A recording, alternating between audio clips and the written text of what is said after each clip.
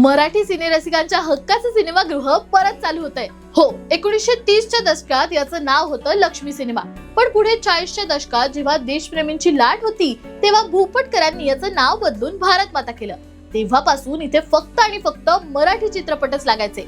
लालबाग परळच्या पूर्वीच्या गिरणी परिसराच्या मध्यभागी असलेले हे चित्रपटगृह प्रामुख्याने महाराष्ट्रीयन असलेल्या गिरणी कामगारांच्या मनोरंजनासाठी चालू केलं होतं।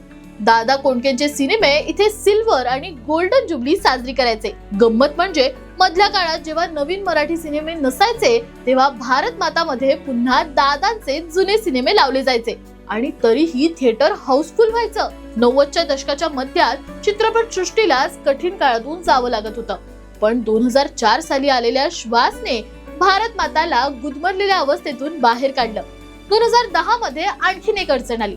जमिनीची मालकी असलेल्या राष्ट्रीय वस्त्रोद्योग महामंडळाने भाडे करार संपल्यामुळे जागा खाली करण्याची नोटीस बजावली होती। या बातमीने चित्रपट सृष्टी आणि राजकीय पक्ष एकत्र आले।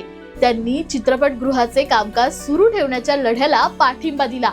त्यानंतर 2020 मध्ये नूतनीकरणासाठी बंद झालेले भारत माता कोविड मध्ये सुरू होऊ शकले नाही। नूतनीकरणाला झालेला उशीर, परवानग्या व लायसन्स मिळवण्याच्या चक्रव्यूहात सिनेमागृह अडकले गेले। पण मंगळवारी 24 मार्च 2026 ला भारत माता पुन्हा सुरू झालं।